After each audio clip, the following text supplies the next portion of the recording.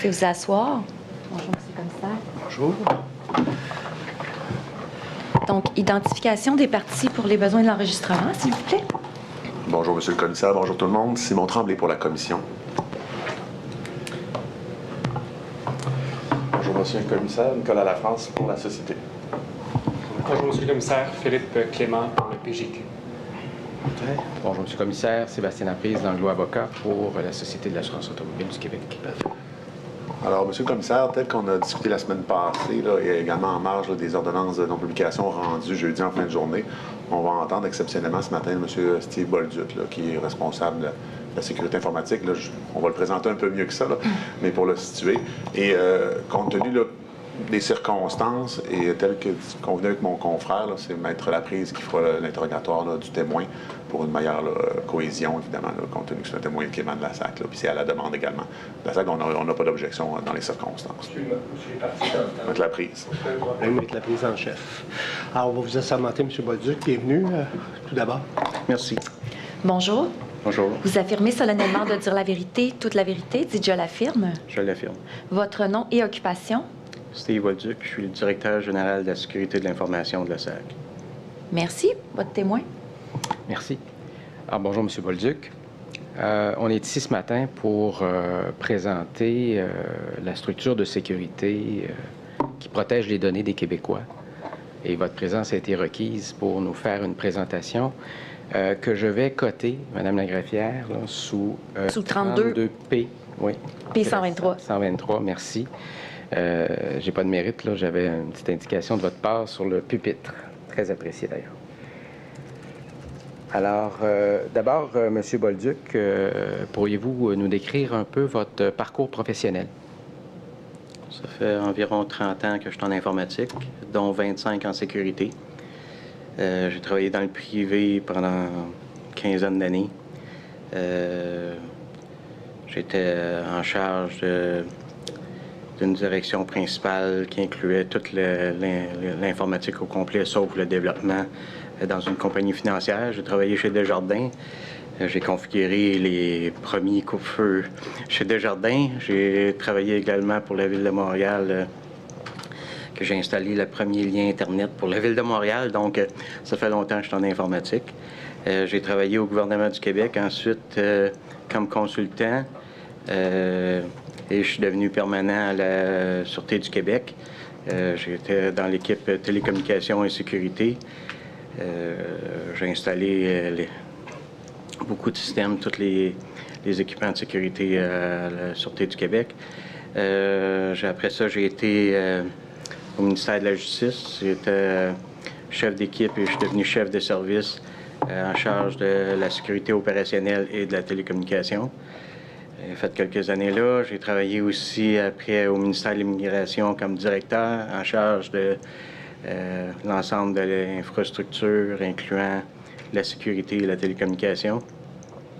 Ensuite, j'ai été environ 6 mois à la SAC. Je voyageais de Montréal, Québec, tout le temps, c'était difficile. J'étais en charge de la sécurité à ce moment-là. Je suis revenu 1 an à l'immigration et je suis retourné pour de bon à la Sûreté du Québec il y a environ... pas la Sûreté, à la SAC, il y a environ 5 ans. J'étais directeur de la sécurité. Ensuite, je suis devenu DG de la sécurité. Ça fait environ 3 ans. On retrouve, M. le commissaire, résumé du curriculum vitae de M. Bolduc à la page 3 de la présentation, qui a été coté sous 32P 123. Donc, si je comprends bien, M. Bolduc, vous êtes à la Société d'assurance auto depuis 2021. Comme j'ai dit, j'ai fait un arrêt d'environ 6 mois en 2019. Et ensuite, j'ai quitté 1 an, je suis revenu là, fin 2020. Vous étiez d'abord à quelle fonction à la société? J'étais directeur de l'architecture, de sécurité, de la gouvernance et de la conception. Puis ensuite, je suis devenu directeur général. On a fait une direction générale à la société pour s'occuper de la sécurité, puis je suis devenu en charge de la direction générale. Je vais vous demander, M. Bolduc, là, pour les fins de l'audience, que lorsque vous répondez à la question de regarder M. le commissaire, c'est important D'accord. C'est à lui qu'on Juste s'adresse. un octave un petit peu plus haut. Là. Moi, j'ai comme toujours un petit bourdonnement ici. Là. Donc, c'est très bien capté. Là. Votre ton est bon, mais pour moi. C'est bon, pas de problème. Merci. Alors, d'abord comme directeur général directeur à l'architecture et ensuite comme directeur général sécurité de l'information et cybersécurité. Et ça, cette nomination-là est intervenue à quelle année? Ça fait 3 ans environ, en 2022. En 2022. C'est quoi les fonctions du directeur général sécurité de l'information et cybersécurité? Fonction principale, c'est de protéger les données des clients qui nous sont confiés.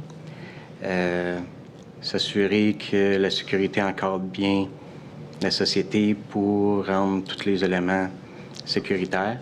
Donc, j'ai 3 directions sous moi, plusieurs services, que ça va du début à la fin, tous les projets, la sécurité est impliquée pour s'assurer que qu'est-ce qui est mis en production, qu'est-ce qui va à l'avant, est toujours sécuritaire, bien encadré. Je vous invite là, à prendre la présentation que vous avez préparée à la page 4 de la pièce 32P 123. Oui. Ce ne sera pas tellement long, on va la voir à l'écran. Est-ce que vous la voyez? Très bien. Alors, décrivez-nous un peu la structure organisationnelle de votre direction. Là, je suis le directeur général. J'ai des conseillers et des architectes qui travaillent pour moi directement, des architectes seniors. J'ai 3 directions, une de la gouvernance, de l'architecture et de la conception, une direction qui est le programme de sécurité de l'information, parce qu'à chaque année, depuis que je suis à la société, on développe un programme de sécurité de l'information, les investissements qu'on met à la sécurité pour diminuer les risques. On a cette direction-là aussi s'occupe de la veille et des télécommunications. Donc, veille tout ce qui arrive, les nouveaux produits, qu'est-ce qui s'en vient côté sécurité, donc je surveille ça. Et j'ai une direction aussi qui est le Centre opérationnel de cyberdéfense et la gestion des identités et des accès. En tout et partout, c'est plus de 130 personnes professionnelles en sécurité qui travaillent pour moi, dont... Rassurez-moi, ce sont tous des employés de la SAC? 70 % c'est des internes, OK. 30 % c'est des externes. C'est des externes qui travaillent en cybersécurité à la SAC. Oui. La raison de ça, c'est qu'il y a des expertises pointues qu'on a besoin de la collaboration de certaines personnes. Ils n'ont pas accès aux données, mais ils vont avoir accès aux équipements, aux outils pour les configurer comme il faut pour s'assurer de protéger bien la SAC. Donc, il y a la plupart des entités au gouvernement, c'est 50-50. Moi, ça fait des années que c'est 70-30. 70-30. OK. Et lorsqu'on parle de l'ampleur de l'équipe et qu'on la compare au reste du gouvernement, comment vous vous situez? À quel endroit vous vous situez? Nous, on est des leaders. Là. Côté sécurité, on est les premiers à avoir fait un centre de cyberdéfense. Même que le MCN, il utilisait des photos de notre site, il utilisait notre documentation, il utilisait pour faire déployer les centres de cyberdéfense pour les autres ministères et organismes. Même le MCN, eux autres, il y avait une 50aine de personnes en sécurité. Et nous, on en a 130 et plus. Là, ça va changer parce qu'ils ont fait une règle qui va aller chercher tous les gens de sécurité de tous les ministères et organismes, ou presque, là, sauf quelques-uns, mais la majorité. Mais de base, on est plus gros que l'ensemble des ministères et organismes. Et c'est normal aussi parce qu'on a vraiment beaucoup plus de données à protéger. On a des données de l'ensemble des citoyens du Québec. Là. Et vous, Revenu Québec, là, c'est, je veux dire, dans le haut, là, en termes de sécurité, là, Oui. vous avez les renseignements nominatifs de chacun des Québécois. Là. On travaille en étroite collaboration avec Revenu Québec, CNESST, Retraite Québec, la Sûreté du Québec, certains ministères qui n'iront pas sous les MCN, mais on travaille ensemble pour justement s'entraider, se protéger. Je comprends. Et je travaille aussi avec beaucoup de gens dans le privé. Ça fait des années que je travaille en informatique. Donc, on s'entraide, on se donne des informations, on partage si on voit des nouvelles attaques possibles ou quoi que ce soit, on se partage l'information pour s'entraider. Je comprends. À la page suivante de votre présentation, page 5, vous décrivez l'organisation de la cybersécurité. Pourriez-vous nous dire en quoi ça consiste exactement? Pour protéger les données, il faut pouvoir les identifier, et évaluer les risques de chacune des données, mesurer qu'est-ce qu'on peut mettre comme mesure d'atténuation, comment on peut protéger, mais il y a plusieurs façons de protéger. Il n'y en a pas juste une. Donc, on évalue toutes les différentes mesures de protection. On s'assure de protéger, donner les accès aux gens seulement à qu'est-ce qu'ils ont besoin et non avoir accès à l'ensemble des données. On s'assure de faire des sensibilisations, formations aux employés à l'interne, parce que les employés qui ont accès aux données, bien, s'ils ne font pas attention, ils font des éléments non sécuritaires, bien, ça peut mettre à risque les données de la société. Donc, on s'assure de les former de façon régulière. On protège les données, on protège les plateformes. On s'assure aussi d'avoir une résilience opérationnelle. On travaille avec une autre équipe. C'est une autre équipe qui est responsable de la résilience opérationnelle à la SAC. Mais nous, on travaille en étroite collaboration avec eux pour s'assurer que les systèmes sont capables de se relever quand il arrive de différents enjeux. Là. C'est une nouvelle direction générale, mais... Qu'est-ce que la résilience opérationnelle? C'est s'assurer que, justement, s'il y a une panne, qu'on est capable de se relever rapidement, d'avoir une robustesse, d'avoir de la haute disponibilité. On a eu une panne dernièrement et qui a causé des enjeux, mais il y avait des erreurs de configuration, il y avait différentes choses qui avaient été faites, mais la résilience opérationnelle est là pour s'assurer que si ça vient pour arriver à nouveau, bien, qu'on est capable de se relever plus rapidement, qu'on est capable, parce qu'on avait tout, il y avait un certain niveau de serveur qui était en panne, mais on avait d'autres choses qu'on aurait pu faire, mais à cause de mauvaise configuration, à cause de certains enjeux, ça n'a pas été capable de se relever aussi rapidement qu'on aurait voulu. Donc, c'est rendu la responsabilité d'une direction générale qui est en charge des opérations, doit s'assurer aussi de la résilience. C'est elle qui fait l'analyse de ces situations-là, quand il n'y a pas d'enjeu de sécurité. Oui, mais avec l'aide de différentes DG, dont la nôtre. On détecte en continu, donc une surveillance en continu de tout ce qui se passe côté infrastructure, réseau. On reçoit plus de 250 millions de journaux par jour d'événements qui se passent sur l'ensemble des équipements de la société, l'ensemble des utilisateurs, qu'est-ce qu'ils font, etc. On analyse les événements, ceux qui sont normaux, ceux qui sont indésirables, puis on regarde voir s'il y a des choses qu'on peut faire, si on est capable de les bloquer, si on doit mettre plus de sécurité dans certains événements. Donc, en analysant tout ça de façon quotidienne, on peut s'assurer. On a des outils pour nous aider, là, parce que 250 millions, ça prendrait beaucoup de gens pour le faire, mais on a des outils pour nous aider à analyser ça. Juste pour ma compréhension, M. Bolduc, des journaux dans le... Des journaux... Si on essaie de vulgariser là, pour le... C'est des...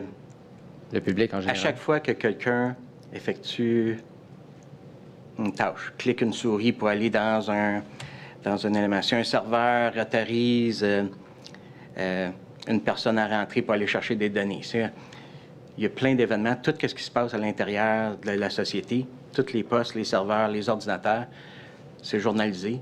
On a des informations sur qu'est-ce que les gens ont fait et ça nous permet de voir si c'est normal, anormal. Et il y a du trafic qui est tout à fait normal. Donc, c'est pour ça que le 250 millions tombe à environ 50 000 par jour qu'on a analysé. Mais il y a quand même 50 000 par jour qu'il faut voir qu'est-ce qui se passe. Est-ce que c'est normal? Ça a été bloqué. Est-ce que ça a été bloqué de façon normale ou ça a causé des problèmes? On doit toujours surveiller pour être sûr que tout ce qui se passe sur le réseau, ça se passe de façon sécuritaire et conforme. Et si le système identifie une transaction, une journalisation, une inscription aux journaux qui est anormale, à ce moment-là, le problème s'escalade. Oui, là, il y a une escalade. Nous, on a le Centre de cyberdéfense, c'est eux qui surveillent. Il y a des tiers 1, tiers 2, tiers 3, là, des différents niveaux. Mais ça l'escalade. Puis, les gens vont vérifier pourquoi que c'est arrivé, si c'est normal, qu'est-ce qu'on peut faire, si on peut le bloquer. Admettons, quelqu'un, il y a un virus sur son ordinateur. Bien, nous, on est tout de suite avertis. Puis si le virus, l'antivirus n'a pas été capable de l'enlever, bien là, on va tout de suite désactiver le port du poste de travail. La personne ne pourra pas travailler, mais il y a un virus pour empêcher que ça se déploie ailleurs. Ça contamine le reste. Que ça contamine le reste. C'est bloqué, puis c'est bloqué de façon automatique. On le bloque, puis après ça, bien, on s'assure de partir pour ce poste-là de travail, voir comment ça a rentré le virus, pour s'assurer qu'on est capable de le bloquer la prochaine fois. Et on s'assure de le nettoyer, de l'enlever du réseau, de le nettoyer, puis donner un nouvel ordinateur à l'employé. J'ai une question pour vous. Oui. C'est rendu C'est maintenant la norme, le télétravail, là, depuis la pandémie. Quand les employés sont en télétravail, bien évidemment, ont accès au système. Est-ce que c'est sur l'équipement fourni par la SAC ou leur équipement personnel? La majorité des cas, c'est des équipements fournis par la SAC. Il y a seulement dans le cas des gens qui travaillent dans d'autres pays, des consultants qui travaillent dans le développement, Ouais. on leur fournit des postes virtuels. Donc, ils n'ont pas accès à sortir l'information. Il faut qu'ils se branchent sur un poste virtuel. Puis sur le poste virtuel, ils travaillent, ils font le développement applicatif. Puis après ça, c'est déployé par une autre équipe à l'intérieur de la société. Donc, il y a les deux cas. Mais dans les deux cas, on les protège, on les surveille, puis on s'assure que qu'est-ce qui est fait, c'est Donc, sécuritaire. si j'ai quelqu'un qui travaille en Inde, par exemple, qui est un développeur, quand il va rentrer sur le système de la SAC, ça va être journalisé. Ça va être journalisé, mais en plus, c'est que ça va être sur un poste virtuel. Oui. Donc, les données qu'il voit sur son poste, il n'est pas capable d'aller les extraire puis les amener en Inde. Ils sont limités sur le poste de travail qu'il travaille. Alors, le vieux truc comme il s'est passé ailleurs, là. Clé USB, puis on prend ce qu'on a à prendre. Chez vous, il y a une protection, là. Oui, même les ports USB sont protégés aussi. On surveille même les fuites de données. S'il y a trop de données qui essayent de sortir, quelqu'un essaie d'envoyer des courriels trop grands ou il essaie de supprimer trop de données, Oui. on le surveille. On voit qu'est-ce que les gens font, puis on a des alertes. Aussitôt que certaines choses anormales se produisent, bien, on peut tout de suite réagir, puis rencontrer la personne ou, en tout cas, bloquer qu'il ne puisse pas faire de dommages. Donc, on suit ça de façon quotidienne. Puis les alertes, bien, on a des procédures pour chacune des alertes. On sait déjà comment réagir. Il y en a que ça se fait automatique, ça se coupe, puis après ça, il y a d'autres procédures qui vont s'en suivre. Puis il y en a d'autres, bien, c'est écrit la procédure de contacter la personne, de faire ci, de faire ça. T'sais, toutes les procédures sont documentées selon le type d'incident. Ils ont déjà quelque chose pré-documenté, savoir comment réagir selon les circonstances. Donc, la réponse à donner à un incident de sécurité, ou sans dire que c'est un incident de sécurité, mais à une anomalie, Oui. C'est un est événement déjà d'intérêt. cartographiée, là. Oui, Donc, on sait c'est où ça. on s'en va. C'est ça. C'est un événement d'intérêt au début. Tant que ce n'est pas un incident, qu'on n'est pas certain que c'est un incident, c'est un événement d'intérêt. Puis les événements d'intérêt sont analysés, mais on a vraiment... il y a quand même une équipe qui analyse, puis qui voit, puis etc., les particularités, mais il y a une procédure claire, définie. Même les communications sont clairement définies. S'il faut contacter une personne, etc., on a déjà des gabarits de communication qui sont définis pour pouvoir contacter les gens, pour pouvoir avertir le message, pour dire de faire attention. Il y a un nouveau virus qui est rentré par courriel, de faire attention s'ils voient ça. Mais s'il y a un nouveau virus qui rentre par courriel, même là, on a les outils pour le supprimer sur l'ensemble des boîtes de la société. Quand on voit un courriel malveillant qui rentre, à l'intérieur de quelques minutes, on peut le supprimer sur l'ensemble des postes de travail pour être sûr que ça n'infecte pas les postes de travail.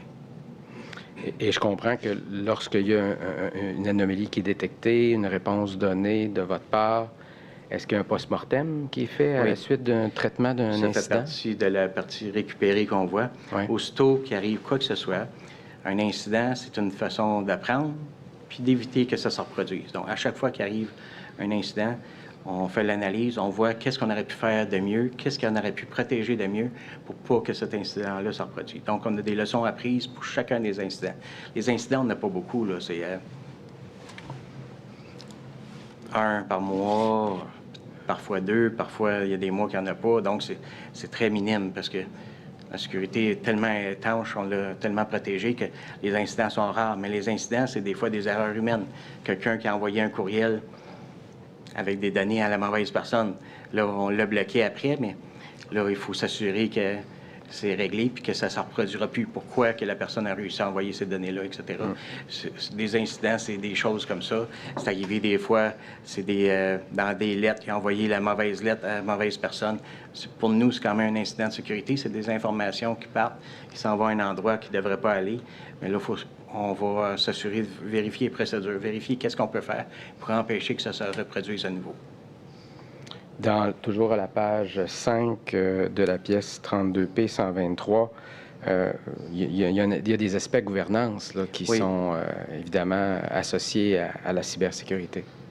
une de mes directions générales, une de mes directions, il y a la gouvernance à l'intérieur, mais on fait les stratégies de gestion de risque. On s'assure des rôles et des responsabilités de chacun. On s'assure de les registres, les politiques, les directives, les normes à suivre, les meilleures pratiques. Tout ça est documenté et assuré d'être distribué, partagé avec l'ensemble des équipes impliquées pour que cette gouvernance-là soit solide puis que l'ensemble des gens comprennent c'est quoi les rôles et responsabilités de chacun. On va aller à la page suivante de votre présentation, M. Bolduc, page 6. Oui. Pourriez-vous nous décrire qu'est-ce qu'on voit à l'écran là, en ce moment? OK, bien, c'est ça. On voit là, dans le centre de l'oignon, c'est les données, c'est qu'est-ce qu'on doit protéger. Mais la sécurité, c'est vraiment fait par plusieurs couches. Nous, c'est vraiment les couches d'oignon, c'est vraiment la façon qu'on travaille. Si on regarde, là, on protège les applications, le réseau, les identités, les accès, les équipements, les personnes. On s'assure de protéger l'ensemble. Puis, à chaque couche, on met des protections additionnelles pour s'assurer de protéger les données des citoyens. Puis on fait des contrôles administratifs, technologiques et physiques sur les différentes couches de l'organisation. On va voir en détail un peu plus loin là, les différentes couches, effectivement. Là. À la page 7, on voit que c'est la même image, mais vous parlez de disponibilité, de l'intégrité et de la confidentialité des données qui sont confiées au moyen de programmes de sécurité. Qu'est-ce qu'un programme de sécurité? Ça, on a développé un programme de sécurité. Des risques zéro, ça n'existe pas. Il y a des risques partout. Si on ne voudrait pas avoir de risques avec les données, on ne les met pas sur Internet. Puis même là, si on a une clé USB qui sort dessus, quelqu'un peut avoir accès. Donc, des risques, il y en a toujours. Donc, nous, on a fait un programme de sécurité de l'information à la société qui... il y a un paquet de projets à l'intérieur, de tâches à faire, même des projets qui sont hors de notre direction générale, mais pour améliorer la sécurité de la société. Donc, on investit des sous à chaque année pour s'assurer justement que la disponibilité des données, l'intégrité des données et la confidentialité des données est là. Et ça, c'est approuvé et suivi par le conseil d'administration, le PDG et la vice-présidence de l'expérience numérique. J'ai une question pour vous, peut-être que vous l'avez déjà, je suis encore ailleurs, là. Je suis un peu frileux sur les données, bien évidemment, là, sur tout ce que vous avez. Quand on a un consultant externe qui a sa propre équipement, parce que tantôt, vous avez parlé il y a quelque chose au niveau des ports USB, est-ce que c'est la même chose? Rassurez-moi. Oui, bien, les ports USB, les postes de travail de la société sont protégés. Les postes de travail de la société, ça, j'ai bien que ça. Oui, mais un consultant s'il y a un poste de travail de la société, puisqu'il travaille à l'intérieur ou même de chez lui, ceux qui sont au Québec, on prête des ordinateurs de la société, puis sont protégés, normés. S'il n'y a pas un poste de la société, ils peuvent juste rentrer par VPN sur un poste virtuel à la société, donc il n'y a pas accès au port USB. Même s'il a accès au port USB de son ordinateur, il ne sera pas capable d'envoyer de l'information de l'autre côté. Il ne sera pas capable d'aller chercher de l'information sur les postes virtuels. OK, ça me rassure. Parfait. Vous dites que le plan de sécurité de l'information est approuvé par le CA. Par ailleurs, est-ce qu'il y a d'autres formes de reddition de compte qui sont faites? Là, je vous réfère plus particulièrement aux informations qui apparaissent à la page 8 de la présentation 32P123. Oui. C'est sûr qu'il y a une réédition de compte au comité aviseur des risques pour s'assurer comment on couvre les risques, etc. Il y a le comité de la sécurité de l'information. C'est un comité que nous, on fait, mais qu'on implique toutes les affaires puis les différentes directions générales et qu'on montre vers où qu'on s'en va, les éléments de protection, comment qu'on va améliorer. Et comme le PRP, ils vont faire des protection des renseignements personnels, vont venir faire des présentations, différentes équipes qui font des projets qui ont rapport à la sécurité font tout cela, puis on s'assure que tout le monde est d'accord, qu'on va dans le bon sens, etc. La vice-présidence de l'expérience numérique, le comité directeur, qui inclut tous les VP de la SAAC et la PDG. On fait des redditions de compte de ce côté-là. On fait aussi les redditions de comptes au Comité des technologies de l'information et des communications. C'est plusieurs membres du CA qui font partie de ce comité-là. Et le Comité actif-passif des risques et audits, le CAPRA, là aussi, c'est des membres du CA. Donc, on montre vraiment l'évolution des travaux, comment on gère les risques, comment on améliore la posture en sécurité, la maturité de la sécurité. Et on a un budget aussi dédié pour les projets en sécurité qui a été approuvé par le PDG et par le CETIC. Ce projet-là ne peut pas être retiré parce qu'ils ont besoin de plus d'argent ailleurs pour d'autres projets. Moi, j'ai un projet approuvé. Vous avez dit un budget, vous voulez dire? Oui, un budget approuvé pour l'ensemble des projets du programme Sécurité de l'information.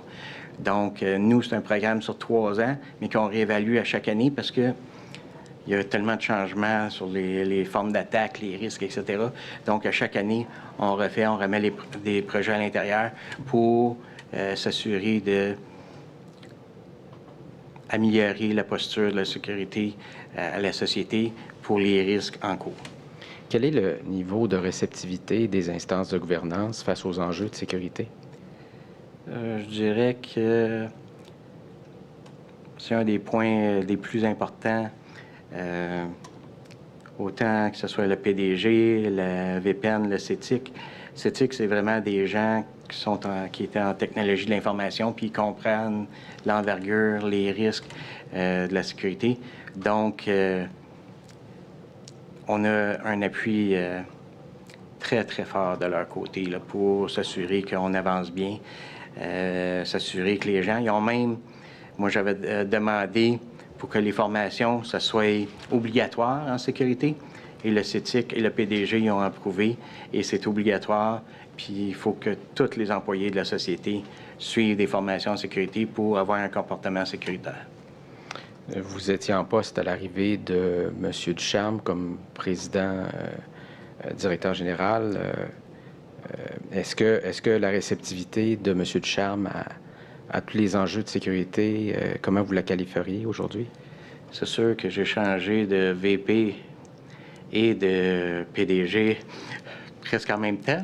Ouais. Ça a été quand même... il a fallu présenter et convaincre, mais ça a été beaucoup plus facile que je m'attendais. Ils comprenaient c'était quoi les enjeux, ils comprenaient aussi les risques, puis ils comprenaient aussi que la société, on a l'ensemble des données des citoyens, donc ils voulaient vraiment qu'on protège l'ensemble de ces données-là, puis ça n'a vraiment pas été long à convaincre et de continuer sur la même lancée avec le budget protégé, puis avec s'assurer qu'on continue le programme de sécurité et qu'on continue dans la même orientation. Est-ce que c'était plus compliqué avec l'ancien PDG et l'ancien VP ou c'était en continuité? Non. Quand que je suis rentré à la société, j'ai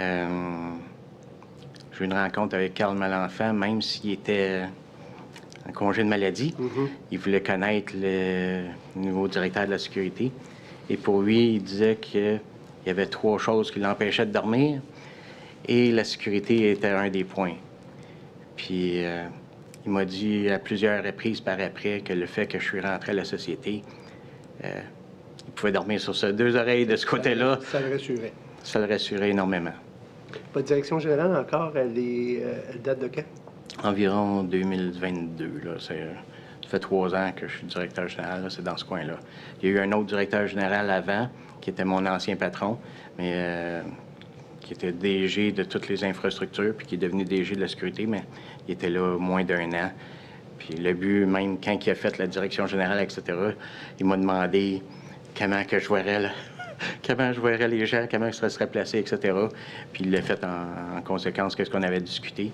Puis quand il a pris sa retraite, j'ai appliqué sur le poste, là, puis je l'ai eu. Lorsqu'on parle de cette fonction-là qui est dédiée à la sécurité, c'est exact de dire que c'est une demande du ministère qui souhaite, et du gouvernement qui souhaite que les organisations se dotent de telles fonctions dans leur structure? Le gouvernement qu'est-ce qu'ils souhaitent, c'est que les organismes aient un centre de cyberdéfense pour protéger les données et les actifs.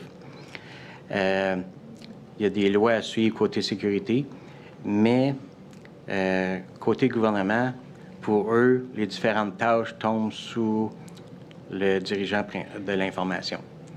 Donc, ce serait normalement ma VP qui aurait le poste de CDSI, qui est chef délégué de la sécurité de l'information, et de CSIO, qui est chef de la sécurité de l'information opérationnelle.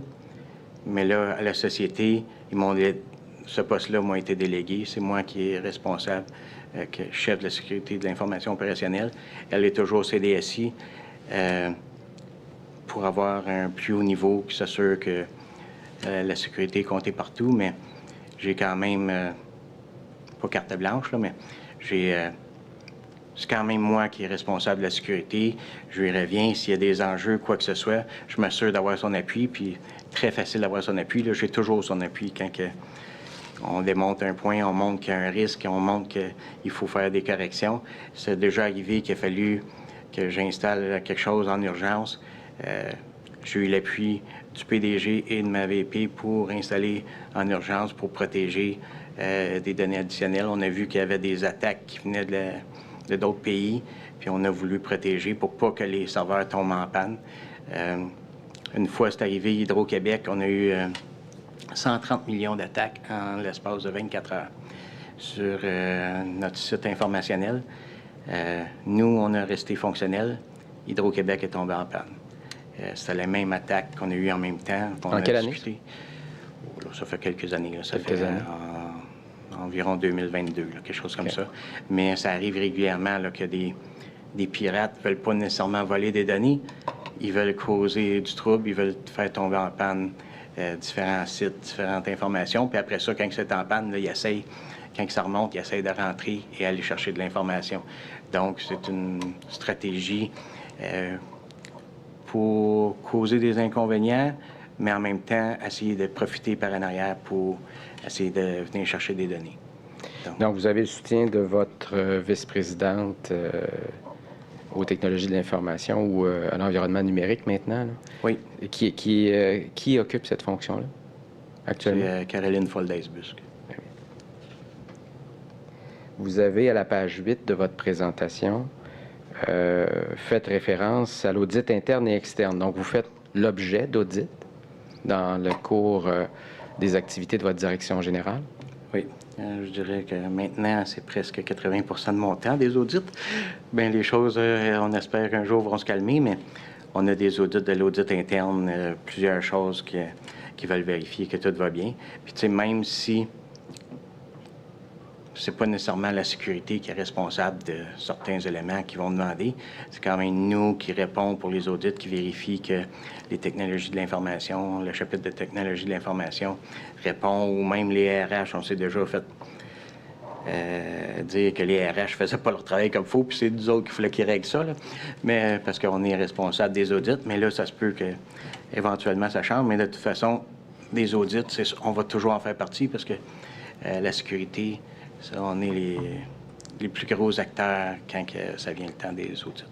Et au niveau du ministère de la cybersécurité et du numérique, là, le MCN, quelles sont les vérifications qu'ils font au sein de votre direction? Bien, il y a des audits à toutes les quelques années. Il y a des bilans de sécurité. Il y a des exigences minimales aussi qui sont données aux différentes organisations. Plus, il y a la loi sur la gouvernance et la gestion des ressources informationnelles. La dernière fois, ils nous ont dit que c'était nous autres qui étaient les premiers, le premier organisme là, qui était la meilleure qualité côté LGRI, qu'on était les plus avancés, qu'on avait la meilleure qualité de protection à la société. Et on a les VGQ et les auditeurs externes aussi, que parfois ils viennent nous aider pour travailler. Parfois, le VGQ, bien, il est toujours accompagné d'une autre firme pour les aider aussi pour faire les audits. On va passer à la page suivante, page 9 de votre présentation. Oui. On voit un peu les couches d'oignons ici avec les différents... Puis ça, c'est non... c'est pas complet, là. On a juste mis certaines informations de qu'est-ce qu'on fait selon les différentes couches. Côté personnes, c'est les employés de la société. Bon, on s'assure d'avoir une stratégie de sensibilisation. On a des plans proactifs de formation et de sensibilisation des employés. Comme j'ai dit, la formation est obligatoire. Et on a des tests d'hameçonnage. Lorsqu'une personne échoue un test d'hameçonnage, elle a une formation obligatoire à suivre par la suite sur les hameçonnages. Et quand ils réussissent, on leur envoie un courriel de félicitations pour dire qu'ils ont réussi à éviter l'hameçonnage. Et de plus, on fait des rapports à chacun des tests pour montrer combien de temps ça a pris avant que quelqu'un nous signale l'hameçonnage, puisqu'on a mis dans nos courriels une place pour que les gens puissent les signaler. Et combien de temps ça prend pour le COCD pour les bloquer, comment ça prendrait pour les effacer. On vérifie aussi combien de personnes ont cliqué dessus, puis si parfois on met des formulaires, on suit vraiment l'ensemble de l'évolution du test d'hameçonnage et on fait des rapports pour montrer comment on évolue, puis montrer aux gens qu'est-ce qu'ils devraient faire pour s'améliorer. Les personnes dont il est question ici, là, on parle des employés. C'est vraiment les employés de la SAC. Et là, quand vous parlez de tests d'hameçonnage, concrètement, comment ça se passe? On envoie des courriels, un courriel malveillant à l'ensemble des employés. Que la source vient de l'externe, mais qui fait accroire qu'il est une personne de l'interne ou qui demande certaines informations. Et ensuite, on surveille qu'est-ce que les employés font avec ça. C'est quoi leur réaction? C'est quoi leur réaction? Parce que j'imagine qu'ils sont informés que lorsqu'ils reçoivent un courriel pour lequel ils doivent avoir des soupçons de ne pas cliquer sur le courriel en question. Ils sont informés. Ça, de ne pas tenter de l'ouvrir, de ne pas cliquer sur des liens. Il y a beaucoup de formations sur l'hameçonnage. Comme j'ai dit, aussitôt qu'il y a un test, si quelqu'un clique sur le lien, s'il essaie de s'enregistrer ou de mettre de l'information à l'intérieur, etc., bien là, il est redirigé vers une page de formation pour dire « Oh, voici qu'est-ce que vous auriez dû vérifier, il y avait tel point, c'est pas sécuritaire, qu'est-ce que vous avez fait, puis vous devez suivre cette formation obligatoire. » Les équipements sont protégés, c'est une autre couche là, auquel vous faites référence. Oui. Parlez-nous des antivirus sur les serveurs. Bien, les postes de travail, il y a un antivirus avec EDR, qui est une fonction d'apprentissage du comportement des gens et sur tous les postes de travail. Les serveurs, la majorité des serveurs, ils ont un antivirus avec EDR, mais il y a certains serveurs que c'est pas possible de mettre un antivirus avec EDR. Ça n'existe pas pour cette technologie de serveur-là, même que le manufacturier déconseille d'installer des antivirus parce que leur machine est déjà protégée de plusieurs couches de protection, puis ils disent que l'antivirus n'est pas nécessaire. On a quand même vérifié, parce qu'il y en a deux sur le marché, deux compagnies différentes qui font des antivirus pour ce type de serveur-là. On les a testés, puis ça l'utilisait jusqu'à 50 de la performance du serveur en mettant un antivirus dessus. Donc, on met une machine, puis l'antivirus, un seul programme, empêchait la machine de fonctionner comme il faut. Donc, qu'est-ce qu'on a fait? On a mis d'autres couches de protection alentour de ces serveurs-là et on l'a même présenté à l'audit interne. Comment qu'on a fait, comment qu'on a mitigé le risque et pourquoi que ça ne devait pas être installé dessus et le courriel du fournisseur, qui était IBM dans ce cas-ci. Puis ils ont accepté, puis ils ont dit que c'était correct de ne pas installer d'antivirus sur ces machines-là. Vous avez une autre couche d'oignon qui parle d'identité et d'accès. Je comprends qu'il y a lorsqu'on tente d'accéder aux données, il y a une forme de contrôle d'accès qui est installée dans vos systèmes. Tous les employés, ils ont l'accès à différents systèmes, ils ont l'accès à différentes données, mais on s'assure de leur donner les accès, limiter les accès, qu'il y ait accès vraiment seulement à ce qu'ils ont besoin. Il y a des rôles, des personas. Quand quelqu'un rentre, bien, on lui attribue un persona. Cette personne-là a déjà des formations, comment les outils SAP fonctionnent. Il y a des formations de sécurité qu'il doit suivre, etc. Donc, il y a vraiment une couche complète, puis c'est révisé de façon continuelle. l'ensemble des personas, l'ensemble des rôles des différents employés, puis les accès qu'ils ont. Et on fait une révision de tous ceux à privilège élevé au moins 2 fois par année. Et on fait le reste des révisions de tous les autres rôles au moins 1 fois par année. On a quand même 4000 employés, donc on s'assure de faire une rotation puis de réviser l'ensemble des employés, les accès qu'ils ont, puis être sûr que c'est correct. Parce que dans le passé, il y avait des gens que ça faisait 30 ans qu'ils étaient là.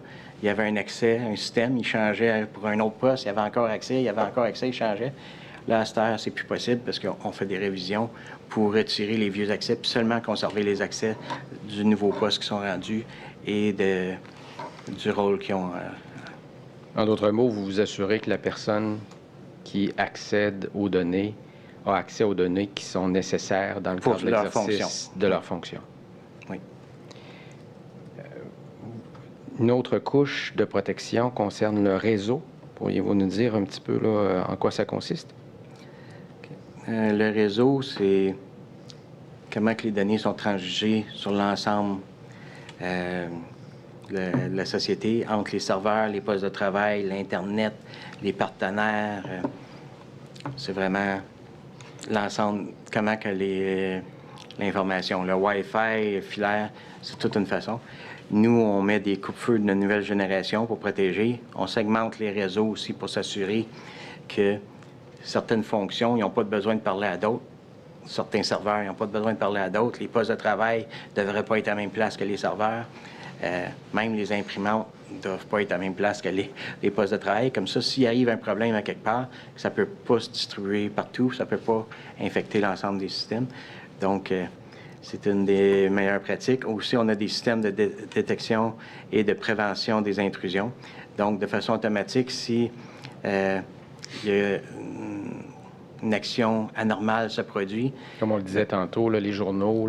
Oui, mais là, dans ce cas-ci, c'est une machine intelligente avec des règles que s'il y a quelque chose d'anormal, bloque automatique.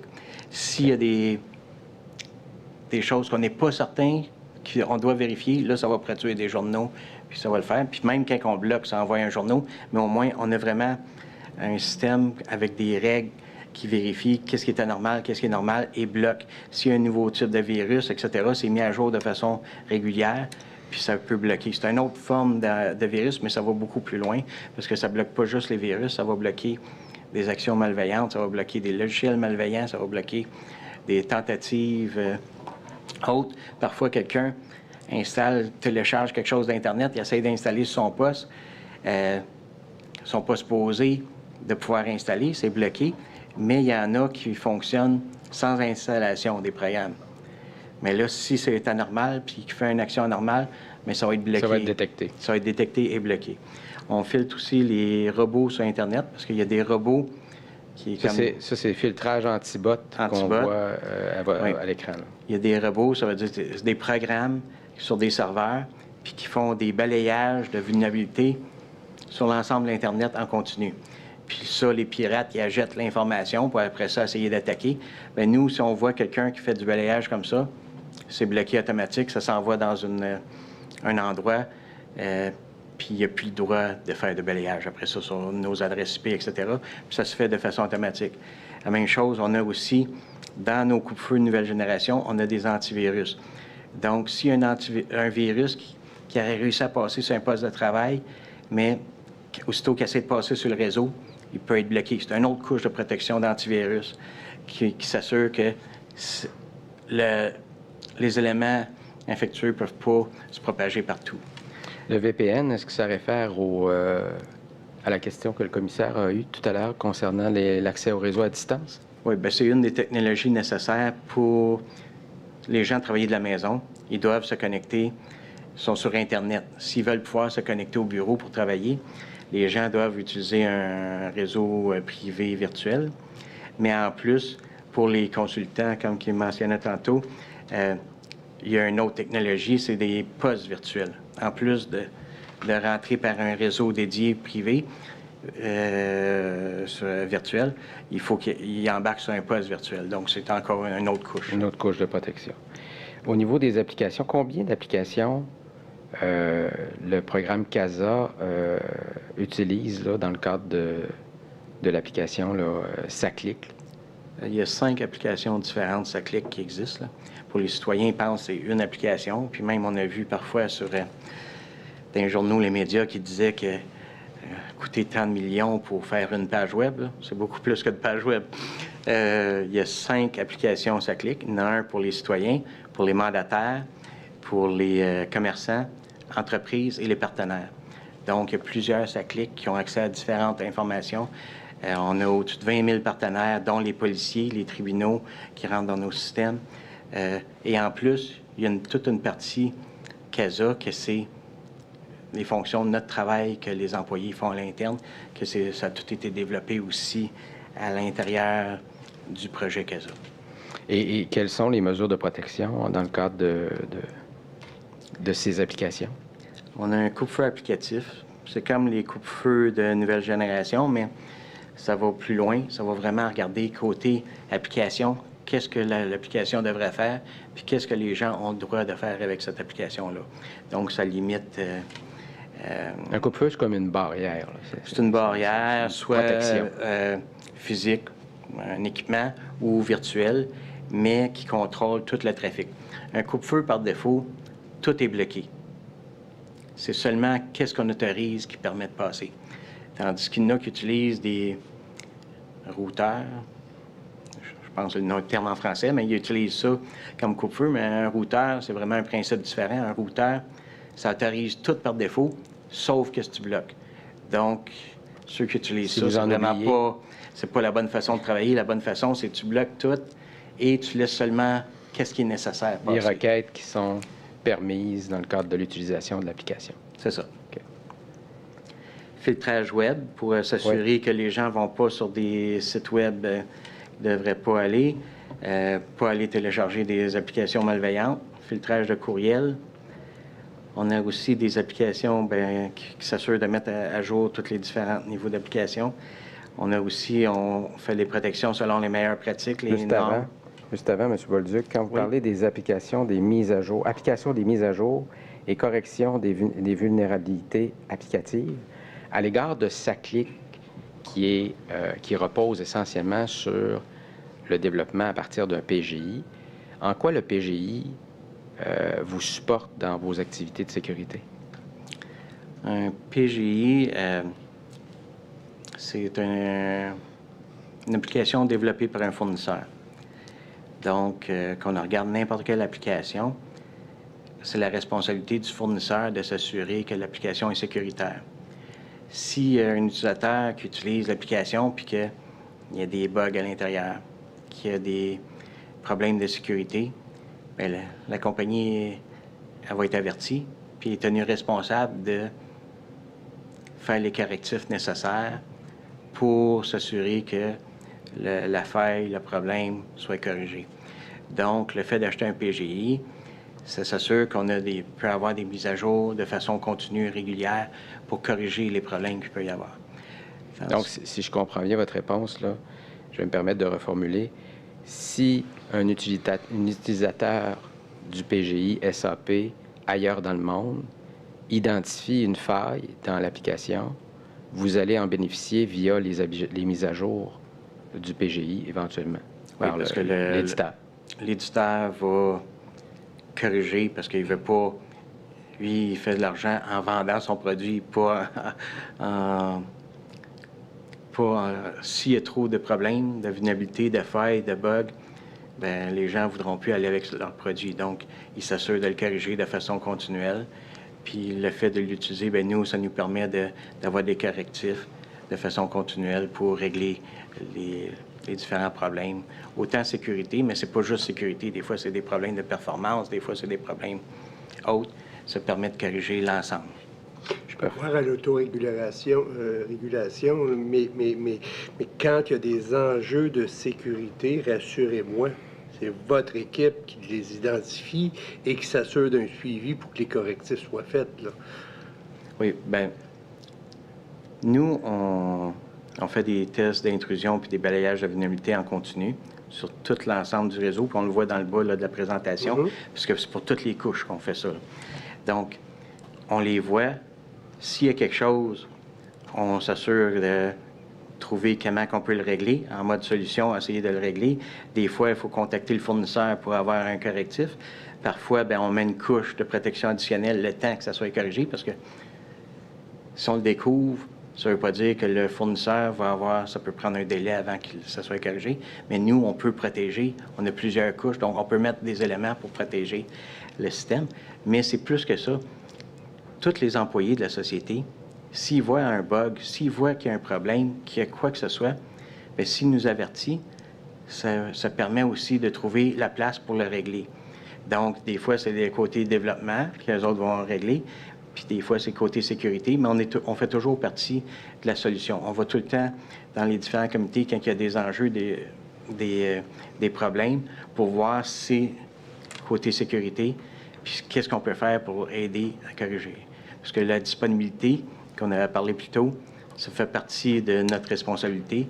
Puis même si ce n'est pas un élément de sécurité, le problème, si ça enlève de la disponibilité, ça devient notre problème, puis on doit trouver une solution pour le régler avec le reste de l'équipe.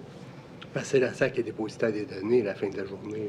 C'est ça. C'est pas SAP, c'est pas LGS. Non, c'est vraiment c'est vous la responsabilité. Là. Oui, c'est vraiment nous. Fait. Donc ça, c'est à l'égard des enjeux de sécurité que vous identifiez de par vos mesures de contrôle interne. Mais si SAP est informé d'un nouveau risque, à ce moment-là, vous bénéficiez de SAP pour appliquer une correction dans les applications que vous utilisez, le PGI que vous utilisez. Oui, c'est la même. C'est indépendant de ce que vous faites comme surveillance. Même si on ne l'utilise pas aujourd'hui, admettons, l'application, mais qu'on pourrait l'utiliser dans 6 mois, 1 an, ou aussitôt que c'est un fournisseur, bien, eux, ils corrigent. Donc, quand on arrive pour l'utiliser, bien, normalement, il y a plusieurs utilisateurs qui l'ont utilisé. Donc, ça fait que les problèmes, il va en avoir moins que quelque chose qui est fait maison, que essaye de faire de façon le plus solide possible, mais il n'y a pas autant d'utilisateurs que quand un logiciel qui est utilisé par 100 millions de personnes sur la planète versus 4000 personnes à l'interne. Donc, c'est sûr qu'il y a beaucoup plus de correctifs et d'améliorations qui sont faites par un fournisseur d'un PGI que par une application qui sera développée à l'interne. Mais j'imagine qu'il y a le même degré de protection sur les systèmes patrimoniaux, parce que la livraison 3, c'est tous les accidentés de la route. Là. Donc, j'imagine que ce même discours-là s'applique également à un système qu'on ne sait pas quand est-ce qu'il va changer. Là. Oui, bien, le patrimoniaux, tous les systèmes patrimoniaux, c'est sur un mainframe, qui est une vieille technologie. Là. Ça fait 40 ans qu'on a en place, bien, depuis 1976, presque 40 ans, un peu plus. Là. Mais tous ces systèmes-là sont surveillés de la même façon que CASA, que tous les autres systèmes, etc. Puis on s'assure que c'est sécuritaire. C'est ça, parce que la donnée est aussi sensible. Là. Oui. Pour nous, l'ensemble des données de la société, il faut les protéger. C'est le trésor de tous les citoyens du Québec. C'est ça. Puis il faut le protéger. On ne veut pas que cette information-là soit disponible pour les pirates et des gens malveillants. Au niveau de l'application, là, vous avez dans cette couche de sécurité là, une dernière mention qui parle des revues de code par les développeurs et le COCD. Pourriez-vous nous expliciter davantage cet énoncé? Il y a quand même les RACF, là. Oui. Il y a du développement qui est fait quand même à l'interne, même si on utilise un PGI. On a mis des outils à disposition des développeurs que, quand ils font leur développement, ils peuvent vérifier si c'est sécuritaire. Parce que un être humain, c'est un être peut faire des erreurs. Puis quand on fait du code, ça peut arriver qu'il y ait des enjeux de sécurité. Mais là, on a un applicatif qui permet de vérifier s'il y a des enjeux de sécurité, d'avertir pour les corriger. Et en plus, mon équipe, j'ai des développeurs qui travaillent pour moi en sécurité, qui font une revue du code pour s'assurer que qu'est-ce qu'on met en production, bien, il n'y a pas de vulnérabilité, de faille qui pourrait mettre à risque les données de la société. Donc, on fait comme une double couche de vérification, autant par les développeurs que par nous, pour être sûr qu'on ne met pas quelque chose en production, qu'il y a des erreurs puis des failles de sécurité. On continue. Au niveau des données, je comprends qu'il y a une couche, évidemment, de protection, là, mais parlez-nous davantage peut-être là, de la classification et de l'étiquetage des données? Oui. Pour chacun des projets, on est impliqué du début à la fin. Quand un nouveau projet arrive, automatiquement, on classifie les données pour voir c'est quoi le niveau de sécurité qu'il faut mettre en place pour ces données-là. À quel point ils sont confidentiels, ou c'est des données secrètes qu'il ne faut pas qu'ils sortent à l'extérieur, ou c'est des données que pour monsieur, madame, tout le monde, comment créer un nouveau compte dans sa clique, qui va expliquer des recettes. Bien là, c'est sûr qu'on n'a pas la même protection pour les données pour les citoyens que les données des particuliers, etc. Donc, chacune des données sont classifiées. Puis même qu'on a mis en place un DLP, qui est c'est un outil de prévention de fuite de données, que si quelqu'un essaye d'envoyer des informations qui sont classées confidentielles ou plus, mais automatiquement, ça fait une alerte, puis ça peut même les bloquer de façon automatique selon la quantité de données qu'il va envoyer à l'extérieur. On sait que c'est arrivé à d'autres organisations que des fuites de données. De notre côté, bien, on a mis en place les outils pour empêcher que ça peut arriver. Puis pour que ça puisse fonctionner, bien, il faut classifier les données. Si ce n'est pas classifié, bien, l'outil ne peut pas fonctionner.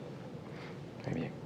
À la page 11 de la présentation, là, qui est la pièce 32P 123, vous faites référence à diverses normes.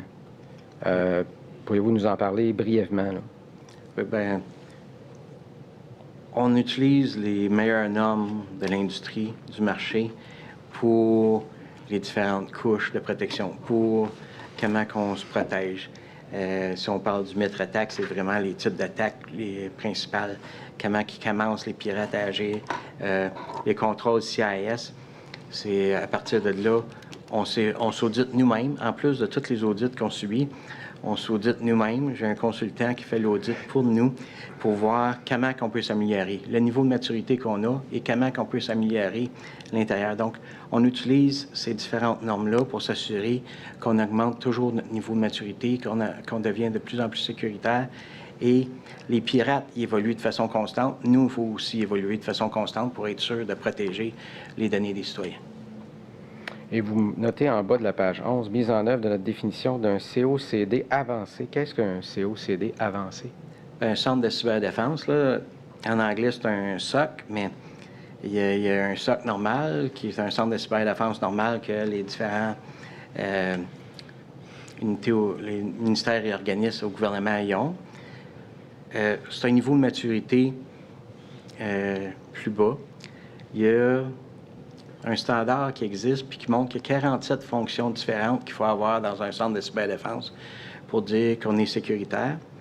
Et si on a un niveau de maturité plus élevé, bien là, on devient un centre de cyberdéfense avancé. On est le seul au gouvernement du Québec, présentement, là, à part peut-être Hydro-Québec, là, qui a un centre de cyberdéfense avancé, qui a un niveau de maturité assez élevé pour être considéré un centre, se qualifier de centre de cyberdéfense avancé. Justement, on parle à la page 12 de la présentation d'un peu de l'évolution historique de votre direction. Oui. On a des dates, là, en fait, des périodes là, qui couvrent les sujets déjà abordés, mais je vais référer la commission à la page 12 pour l'historique de votre direction. Je souhaite, par contre, attirer votre attention sur la page 13. Mais juste avant, c'était peut-être l'endroit que j'avais besoin Oui. de la réponse. Oui, revenez, Madame la référente adjointe, sur la page précédente. Parfait. Donc, on a, alors, Société d'une exclusivement à la cyberdéfense en 2019. Ça nous a fait définir de réseau, etc. Est-ce que le COCD relève carrément de votre direction? Oui. De votre direction générale? Ma direction générale, j'ai un directeur qui est en charge du COCD et de la gestion des accès. Puis, donc, c'est directement sous moi. C'est moi qui étais avant ça, le RACD, qui est la personne en charge du centre de cyberdéfense. Là, c'est un de mes employés qui le fait, qui est en charge de cette équipe-là. Mais aussitôt qu'il y a quoi que ce soit, ça remonte directement à moi. Puis quand je suis arrivé en 2019, j'ai fait la création du COCD. C'est ça. Donc, en 2019, effectivement, avec votre arrivée, il y a la création. Oui. OK. Puis, Puis vous avez parlé de 2022, quand il y a un rebrassage de cartes au niveau de l'organigramme, devenir une direction générale à part entière. Je ne sais pas si, Maître Laprise, vous l'avez, vous pouvez suggérer, j'aurais besoin de mes notes, la date là, de la création là, de la L'avez-vous en tête, M. Bolduc? Il faudrait que je vérifie sur Sagir. Bon, on aura un engagement. Là, Mais, vous aurez juste à le dire à Maître Laprise, ouais. puis il va nous l'envoyer. Là. Parfait, ils vont prendre quand même le numéro d'engagement. Là. Oui. Je veux l'avoir, cette date-là. Là. Donc, l'engagement serait 32E1. Très simple. Est-ce que vous voulez libeller ou... Oui, je vais obtenir la date exacte de la création de la nouvelle direction générale. C'est bon. Donc, vous êtes le directeur général. Oui. Très bien. Alors, on retourne à la page 13 de la présentation P123. On retrouve à gauche là, un schéma. Pourriez-vous nous le vulgariser, M. Oui. Bolduc? Ça, c'est la sécurité de la PES. Là. Puis la PES, c'est vraiment SACLIC. C'est la prestation électronique de services. Donc, tous les différents portails que j'ai identifiés plus tôt, là, les 5, passent dans cette façon-là. À côté, il y a vraiment la légende qui explique un peu ce qui est fait, là, mais on voit sur Internet, les gens, il y a un coupe-feu en rouge pour pouvoir passer dans une zone de la SAC qui, elle aussi, est sécurisée. Il y a un autre coupe-feu. Après ça, ils rentrent dans la zone de présentation, ils voient les pages web, mais il y a un WAF qui protège ça, qui est un autre genre de coupe-feu applicatif. Après ça, les gens doivent passer par un autre coupe-feu pour accéder aux différents portails et la GIA, qui est le service d'authentification gouvernementale, pour pouvoir se connecter au site. Ça repasse par un autre coupe-feu pour pouvoir aller chercher les données externes, parce qu'il y a des données qui sont cherchées pour valider si la personne, c'est la bonne personne. Ils peuvent aller chercher la ligne 190, je crois, là, de Revenu Québec, puis aller chercher certaines informations pour voir que quand la personne veut se créer un compte. Après ça, ça passe vers deux autres coups-feu pour aller chercher les applications à l'interne, puis aller chercher toutes les informations qu'ils ont besoin. Donc, les gens peuvent aller chercher leur plaque, leur immatriculation, leur permis de conduire, toute l'information, ils peuvent l'avoir, mais il faut que ça passe vraiment à l'intérieur de 7 couches différentes de coupe-feu. 7 couches de protection avant d'avoir accès aux données. Oui.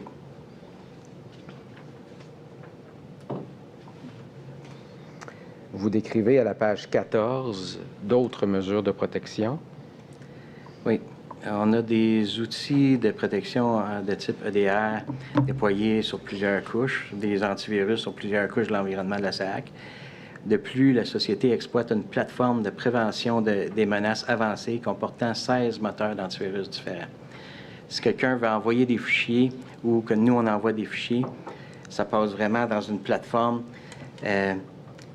qui s'assure que, je pense pas, c'est tous les antivirus, mais 16 moteurs différents. Ça va vérifier s'il n'y a pas des scripts malveillants, ça va vérifier s'il n'y a pas du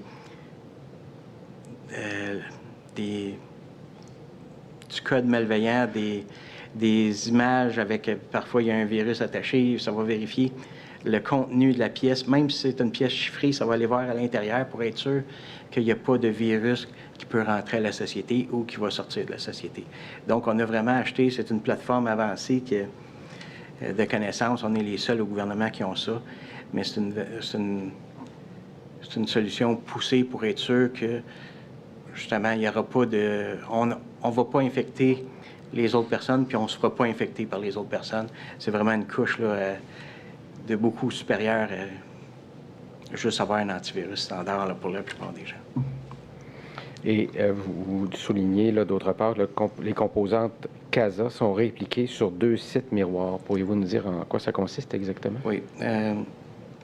Les composantes CASA, donc SACLIC et les outils pour travailler à l'interne, etc., sont répliqués entre 2 sites miroirs, sont répliqués à tous les jours, s'assurer que si il arrive quelque chose d'un côté, ben, on peut basculer puis aller travailler sur l'autre site. Parce que malgré ces miroirs, ce que je comprends, c'est que c'est autonome. Oui. C'est-à-dire que si j'ai un site ailleurs, puis c'est à Québec qu'il y a une problématique, bien, on va être capable de donner le service à partir de l'autre site. Bien compris? Oui, sauf que c'est pas actif-actif. OK. Ça veut dire que il faut faire une action pour Isoler. pour envoyer les gens sur les services qui sont à l'autre site versus le site principal. Je comprends. Donc, quand on vous dit répliquer, là, ça veut dire copier. Là, les données sont copiées d'un bord et de l'autre. En plus, on a des sauvegardes sur disque dur pour que si jamais il faut ramener des informations, ça va beaucoup plus vite aller rechercher les données. Et on a des copies aussi sur tape, sur bande magnétique. Cassette et disque dur. Cassette et disque dur. On a les deux qui permettent de, s'il arriverait de quoi, une corruption de données, etc., bien, sur les cassettes, eux autres, ils ne seront pas touchés et on peut aller les rechercher. Je comprends. Quand vous dites là, à la présentation, le plan de reprise et bascule sont complétés au moins 2 fois par année, c'est quoi les plans de reprise et bascule? Le plan de reprise, c'est en cas de désastre. On relève les équipements ailleurs à partir de tape, puis on relève les serveurs, les données, etc., à un autre site. On le fait surtout, ça, présentement, pour tout ce qui est la centrale, le patrimoine, etc., parce que on n'a pas de copie du mainframe à 2 endroits différents. C'est un qui est loué et qui nous permet de le relever, etc., avec des serveurs là-bas. Bascule, c'est vraiment on dit 2 fois par année, c'est le minimum qu'on s'est mis en place, qu'on peut basculer du site principal au site secondaire et s'assurer que tout est fonctionnel. On l'a fait dans la dernière année plus de 5 fois, parce qu'à chaque fois, on corrige, on améliore, etc. L'avantage pour ça, c'est qu'on peut récupérer beaucoup plus rapidement s'il y a un désastre, de se relever rapidement. Là, notre but, c'est de relever tout en 90 minutes. La dernière fois, on avait réussi en 100 minutes. Il y a des petits services qui ne fonctionnaient pas. C'est sûr que quand on le fait de façon officielle, s'il y avait un vrai désastre, c'est beaucoup plus facile que de simuler parce que tu ne veux pas causer de panne en simulant. Tu ne veux pas changer le trafic, l'envoyer ailleurs ou quoi que ce soit, puis causer une panne ailleurs. Donc, c'est beaucoup plus de planification, de changement pour être sûr que ce soit bien fait sans affecter. Dans certains cas, bien, on le fait la fin de semaine, puis on coupe les services pour s'assurer on peut y aller plus en détail puis plus pousser. Okay. Mais c'est quelque chose qu'on fait de façon régulière, puis on est en train de planifier pour faire le plan de reprise aussi, pour tout ce qui est CASA, mais on ne peut pas relever l'ensemble des services d'un coup. Là. On parle de 1500 serveurs, relever 1500 serveurs puis rendre ça fonctionnel ailleurs. Donc, comme le patrimoine, on le fait morceau par morceau. On essaye un morceau, OK, ça fonctionne. Un autre test, on fait un autre morceau. On essaye des technologies différentes pour s'assurer qu'on fait à l'intérieur de quelques années là le tour complet, mais on ne peut pas le faire d'un coup parce que ce serait beaucoup trop long à faire. Puis surtout, le faire à partir de rubans, les rubans, il y a des limites de vitesse, comment c'est long à restaurer. À partir de 10, c'est beaucoup plus facile, etc. Comme autre mesure de sécurité, vous vous référez au support des manufacturiers. Je comprends que vous incluez là-dedans les éditeurs de solutions que vous utilisez, les fabricants d'équipements. Oui, bien, que ce soit SAP, Microsoft, que ce soit les Linux, peu importe le type de serveur, le type d'application, on prend du support avec les équipements, comme ça, avec les applicatifs, les logiciels, les systèmes d'exploitation. Comme ça, s'il arrive quelque chose, bien, on est supporté par le manufacturier, puis ils doivent nous aider à trouver une solution pour régler les problèmes. Quand je reviens à ça, effectivement, le fournisseur de services, est-ce que vous autres, vous avez des calendriers là, que je pourrais appeler de rectification des problèmes selon selon leur niveau critique, est-ce que ça existe, ça? Là? Parce qu'on peut bien dire, bon, ben parfait, je vois tel problème, je vois tel problème, je vois tel problème, mais est-ce qu'il va me régler ça dans le camp? Puis est-ce qu'il y a un suivi fait par la SAC? Moi, j'appelle ça des calendriers, là, bien évidemment. Là. Est-ce qu'il y a peut-être une autre terminologie à la SAC? Là? Selon le manufacturier, il fonctionne de différentes façons. Selon le niveau de protection de support qu'on a, c'est un élément qui cause des problèmes à la production. On a un temps de réponse et de correction, de correctif beaucoup plus rapide que si parfois c'est juste esthétique, parfois c'est des petites choses que là, ils ont plus de temps pour le régler. Mais aussitôt que ça impacte la production, que ça impacte le service aux citoyens, bien, on a un niveau de service beaucoup plus rapide. Puis le fournisseur, on peut le relancer de façon régulière et en plus, on peut exiger quand même que ça soit réparé dans certains délais selon la gravité. Je sais que, comme SAP, on peut les appeler directement, puis s'il y a un problème, pour qu'ils règlent le problème, puis ils vont travailler, ils vont mettre une équipe dédiée pour essayer de travailler pour régler ce problème-là. Puis après ça, eux autres, ils en bénéficient parce qu'ils peuvent aussi le partager avec leurs autres clients. Peut-être ma question n'était peut-être pas assez précise. Est-ce que c'est documenté, ça, chez vous?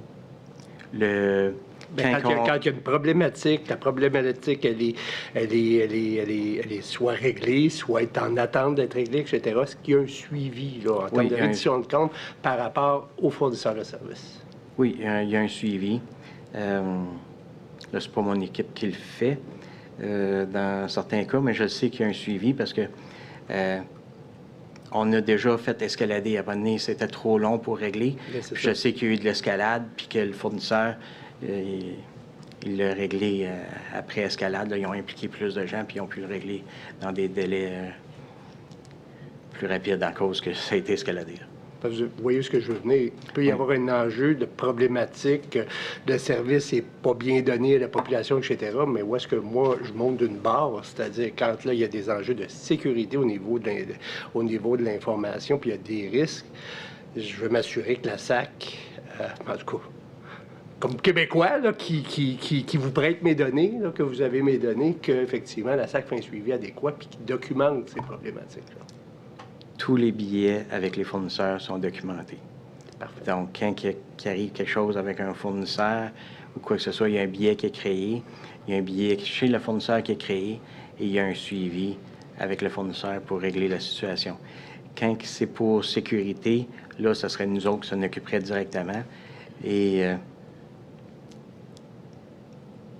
on va ouvrir le billet avec le fournisseur, on va s'assurer qu'il va venir nous aider rapidement, mais on va mettre des couches de protection additionnelles. On va mettre des... Être capable, excusez-moi l'anglicisme, de patcher en attendant. Oui, c'est ça qu'on fait. On s'assure de protéger le temps que le fournisseur puisse arriver. On va ajouter des couches de protection additionnelles pour nous laisser le temps et pas mettre à risque. Les risques, on s'essaie de les diminuer toujours au maximum possible pour pas causer des problèmes avec les données des clients. Je me rassure. Parfait. Vous parlez, toujours à la page 14 de la présentation, d'un balayage des vulnérabilités. Pourriez-vous nous exprimer en quoi ça consiste? On a un outil qui fait en continu des balayages sur l'ensemble des équipements ou presque là, de la société. Là. Cet outil-là identifie les failles qu'il y a à l'intérieur, identifie les correctifs qu'il faut appliquer. C'est minimum une fois par mois, dépendamment des équipements, là, mais il y en a que c'est vraiment fait. À chaque fois qu'il y a un nouveau correctif qui sort, bien, il va scanner pour voir est-ce qu'on a des équipements que c'est nécessaire d'installer ce correctif-là. Il y a des rapports produits qui est envoyés aux différentes directions pour dire, bien, regardez, là, voici les vulnérabilités que vous devez corriger, etc. Et c'est envoyé aussi au DG, parce que la plupart des vulnérabilités, c'est tout côté infrastructure technologique. C'est envoyé au DG des infrastructures technologiques pour qu'il y ait un état de situation de voici les vulnérabilités de leur équipe. Le problème avec les vulnérabilités, c'est qu'il en sort à tous les jours. il y en a de façon continuelle. Les manufacturiers découvrent des vulnérabilités, mais ils sortent des correctifs régulièrement. Là, il y a une équipe dédiée à la SAAC pour corriger ces vulnérabilités-là. Aussitôt qu'il y en a qui sortent, ils sont dédiés pour aller les corriger, mais il en sort beaucoup, donc il faut planifier. Puis dans certains cas, il faut faire des coupures de service pour pouvoir appliquer la correctif. Donc, c'est planifié dans des fins de semaine, des périodes où il y a moins d'achalandage pour ne pas causer de panne au système. Quand c'est possible de le faire de façon automatique, qui ne cause pas de panne, bien là, on le fait de façon automatique. Sinon, bien, c'est fait de façon planifiée pour éviter de causer des pannes. Le but là, de la sécurité, c'est pas de causer des pannes, c'est de rendre ça sécuritaire et rendre ça disponible. Donc, c'est fait, c'est planifié pour qu'on rende ça robuste, oui. Les tests d'intrusion, c'est distinct du balayage. On parle d'autres choses ici. Le test d'intrusion, c'est une autre chose. Un balayage de vulnérabilité va voir les vulnérabilités connues. Un test d'intrusion va voir est-ce qu'il y a des failles dans le code, est-ce qu'il y a des failles autres. C'est pas juste des vulnérabilités, c'est vraiment est-ce qu'il y a des éléments qu'on pourrait exploiter pour passer à côté de la sécurité, pour contourner les pare-feux ou exploiter les failles de l'applicatif. Oui, c'est en plein ça. On a une firme puis on a un employé à temps plein avec nous qui fait juste ça, des balayages de sécurité, des tests d'intrusion, puis qui vérifie, puis on fait le tour de l'ensemble des systèmes de façon régulière, puis on vérifie s'il y a des mesures à appliquer, s'il y a des correctifs à faire. Dans certains cas, on a des couches de protection pour empêcher de se rendre, puis empêcher un pirate d'aller voir, mais on désactive, en tout cas, on bypasse la couche de protection, on le met comme à l'intérieur pour pas pour vraiment voir s'il y a des vulnérabilités ou des failles et les corriger. Un jour qu'une des couches ou un autre soit désactivée, on s'assure que ça va être protégé quand même. Donc, on fait ça de façon régulière. La norme ISO suggère 2 fois par année. Les MCN exigeaient avant 1 fois par année. Ils ont enlevé ça. À cette heure, c'est pas écrit le nombre. Nous, on en fait minimum une douzaine, quand c'est pas 20 par année. À la page suivante, à la page 15 de la pièce 32P 123, vous faites état de d'autres considérations. Vous traitez du fait que la nouvelle ou les nouvelles infrastructures technologiques de PGI CASA ont représenté un défi très complexe et important. Pourquoi vous dites ça? C'est sûr que c'est une nouvelle application que mon équipe ne connaissait pas. On installe quelque chose qui est vraiment énorme, beaucoup de serveurs, des technologies complètement différentes. Ça prend un certain temps pour maîtriser ça. Mais je peux dire aujourd'hui qu'il y a certaines personnes dans mon équipe qui sont supérieures aux consultants qu'on a engagés pour l'installer. Parce qu'on a mis les gens à travailler fort, apprendre, se former et s'assurer de bien comprendre comment que ça fonctionnait. Donc, je suis rendu avec des experts SAP qui travaillent pour moi à l'interne. En sécurité. En sécurité. Et diriez-vous que le système de la société supportant le programme CASA et l'application SACLIC est robuste? J'ai mal compris la question. Diriez-vous que CASA et le système technologique qui supporte l'application SACLIC sont des systèmes qui sont robustes en termes de sécurité de l'information? En termes de sécurité de l'information, les couches qu'on a mis, toutes les protections qu'on a mis sur CASA, l'ensemble, on a hérité de 14 applications différentes de sécurité dans CASA pour protéger l'ensemble, pour masquer les données, pour avoir des alertes s'il y avait des enjeux. On a un paquet d'applications différentes qu'on a pris en charge, qu'on maîtrise et qu'on s'assure de configurer, surveiller de façon étroite pour protéger les données de CASA. Donc, c'est très robuste. vous mentionnez dans votre présentation que votre direction générale et les équipes de travail là, bloquent plusieurs millions de requêtes malicieuses mensuellement. Qu'est-ce qu'une requête malicieuse, M. Bolduc? Il y a du trafic normal, des transactions normales pour accéder aux différents systèmes d'information. Ça, c'est pas bloqué. Mais quand c'est quelque chose de normal, les scans de part, les balayages de vulnérabilité, il y a des gens qui essayent d'envoyer du code malveillant, il y a des gens qui essayent d'attaquer la société de façon continue. On a beaucoup d'attaques de différents pays à cause de situations politiques. On a aussi des attaques. Tout ce qui est force de l'ordre, c'est les premiers qui se font attaquer. Après ça, c'est gouvernementaux. Et financiers. C'est les trois financiers assurances, là. C'est les trois en ordre là, qui se font attaquer le plus. Puis nous, on est gouvernementaux et on est assurance. Donc, on se fait attaquer de façon continue, mais on les bloque. On les bloque de façon... via les couches d'oignons. Toutes les couches d'oignons qu'on a, on crée des rapports qu'on envoie au MCN, que j'envoie. Je reçois un rapport tous les mois de tout ce qu'on a bloqué.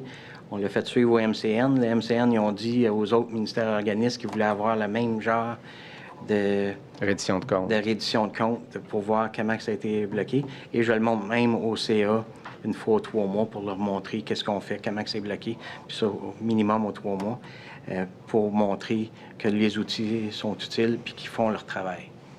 Au niveau de la rétention de vos ressources, là, vous parliez de 130 ressources, dont 70 vient de l'interne. Diriez-vous qu'il y a un bon roulement de vos ressources ou si c'est plutôt stable puis les gens restent au sein de votre direction générale?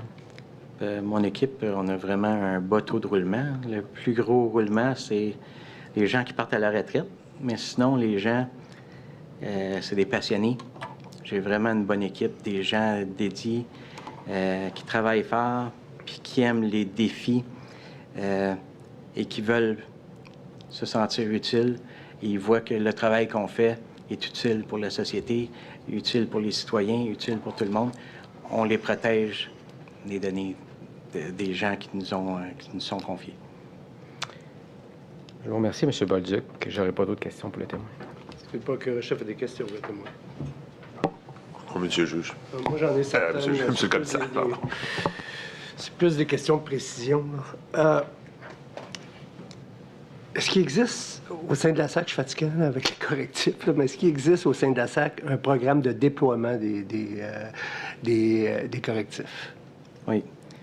Comme que j'ai indiqué plus tôt, il y a une équipe dédiée à mettre les correctifs. On fait des correctifs pour les systèmes d'exploitation, toujours, on les fait pas quand ils sortent, on les fait 1 mois après. Ça passe par différents stades, ça passe par des serveurs de tests, un environnement, quelques postes ou quelques serveurs précis, puis après ça, c'est déployé pour l'ensemble. Donc, c'est toujours N-1 qu'on a côté les correctifs, à moins que c'est quelque chose de critique. Si c'est critique ou élevé, parce que moi, quand il y a des vulnérabilités, il y a une table de vulnérabilité qui analyse les différentes vulnérabilités, puis si on voit qu'il y a quelque chose de critique ou que c'est critique pour la société, puisque parfois, c'est pas identifié critique, ça peut être élevé par les différentes organisations, mais qu'on voit que nous, c'est quelque chose qu'on utilise de façon régulière, puis ça pourrait nous compromettre, bien là, on peut faire augmenter le niveau aussi. Et dans ce temps-là, on les fait déployer plus rapidement. Est-ce que c'est une politique écrite? Oui, on a des normes écrites. Est-ce qu'on l'a, mettre cette politique-là? Je vais la demander. Je vais vérifier avec le témoin. Puis même que je vous suggère qu'on vous produise, évidemment, en caviardant les informations de nature là, à compromettre la sécurité, mais on pourrait vous produire un exemple. Un exemple de document de suivi. Je veux la politique, je veux un document de suivi. Ouais. Alors, ce sera dans le même engagement, là, donc... 32E2. Oui. Donc, la politique de déploiement de la SAC pour les correctifs également et un exemple précis de suivi. Là, le tout, je veux l'avoir caviardé, bien évidemment, au niveau ce qu'on ne sera pas obligé de faire nous-mêmes. Très bien. Effectivement, c'est rassurant, mais en même temps, je suis moins rassuré, donc rassurez-moi. OK. Vous avez dit que vous avez maintenant une équipe, quand même un bon noyau, là, qui connaît la solution SAP, là, puis qui peut être très autonome là, en tant que tel. Puis ce qui me rassure, c'est que vous me rassurez sur le mouvement de la main-d'œuvre, là, ce qui est une très bonne idée. Là. Le contrat avec l'Alliance se termine dans 2 ans. Il a été signé en 2017, donc 2027, c'est demain matin, ça. Alors, ce que je comprends, c'est que vous travaillez bien. Je suis toujours en termes de sécurité. Je poserai mes questions à d'autres personnes, là, mais je suis toujours... Là, je parle au directeur général là, de la sécurité. Bien évidemment, ce qui est une bonne nouvelle, là, de bien connaître le produit, effectivement, avec tous les enjeux de sécurité, etc. Je vais vous poser la question bien plate, là. C'est que dans 2 ans, on ne peut pas acheter cette solution-là. Là. On est pris avec, là. Oui. Tout à fait. Hein? Effectivement. Donc, Ben, faut... ce serait... Il y a eu tellement d'investissements que ça n'aurait pas de sens de changer de solution juste là quand on vient de la déployer. Puis que... Parce que moi, j'ai des recommandations là, à rendre au bout de la ligne, là, etc. Parce que partir un projet d'envergure et de le mettre pour 10 ans, quand je change tout, là, j'ai changé les fondations de la maison au complet. Là, ouais. Je vois votre petit sourire. Je pense que vous êtes un peu du même avis que moi. Ah oui, je suis du même avis. Ça n'a pas de sens de changer quelque chose. Là, puis l'investissement qui a été fait, elle va être récupérée avec le temps, pas en quelques années seulement. Effectivement. Donc, en 2027, si je m'en vais en appel d'offres, là, j'ai pas le choix de demander un produit SAP. Là.